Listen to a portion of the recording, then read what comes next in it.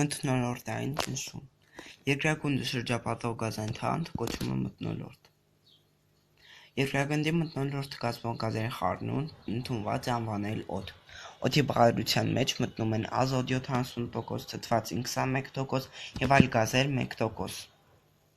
Օդի մոլեկուլներն անընդհատ և անկանոն շարժման մեջ են գտնվում, նրանք չեն լքում երկրի և հեռանում դեպի տիեզերական տարածություն, քանի որ նրանց արագությունը չի բավարարում երկրագնդի ձուկողության սահմաններից դուրս գալու համար։ Դրա համար նրանք պետք է շատ մեծ արագություն ունենան՝ 11,2 կմ/վ։ Մոլեկուլների մեծ մասի արագությունն օդում դրանից զգալիորեն փոքր է։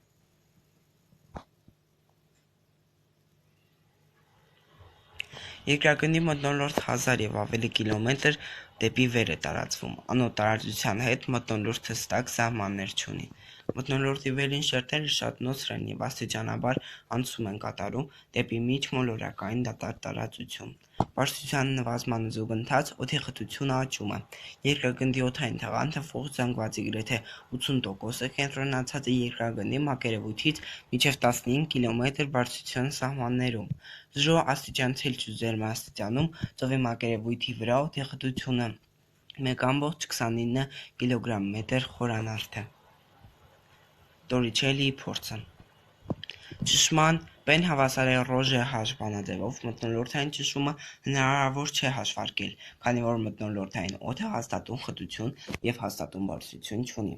Առաջինը Տորիչելին առաջարկեց փորձ, որի միջոցով մթնոլորտային ճնշումը կարելի էր չափել։ Փորձը կատարում է նրա աշակերտը։ Դրա համար նա օգտագործում է մոտավորապես 1 մետր երկարություն ունեցող մի ծայրազօդված թափանցիկ ապակյա խողովակ։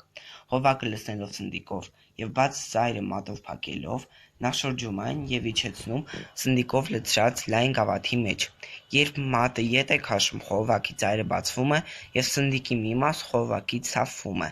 և վերի մասում առաջանում է անոտ տարածություն, և դա կոչվում է տորիչելյան դատարկություն։ Պարզվում է, որ խողովակում գտնվող սնդիկի սյան բարձրության մոտավորապես հավասար էր 760 մմ հաշված գավաթում գտնվող սնդիկի մակարդակից։ Եթե փորձում օգտագործված սնդիկով լի ապակյա խողովակին ամրացնենք ուղղաձիգ սանդղակ, ապա կստանանք մթնոլորտային ճնշումը չափելու հատուկ և պարզագույն սարք։ Դա կոչվում է սնդիկային բարոմետր (հունարեն բարոս ծանրություն, բառից կամ ծանրաչափ)։ Ավելի հաճախ օգտագործում են անհեղուկ ծանրաչափեր բարոմետր աներոիդ, որի հիմնական մասը մետաղե առաձգական տուփիկն է, որից հանված է օդը։ Դա կարող ենք տեսնել նկարում։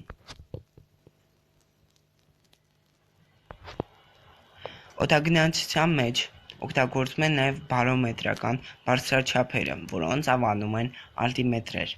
Սրանց միջոցով օդաչուների որոշում են ինքնաթռիչքի բարձրությունը։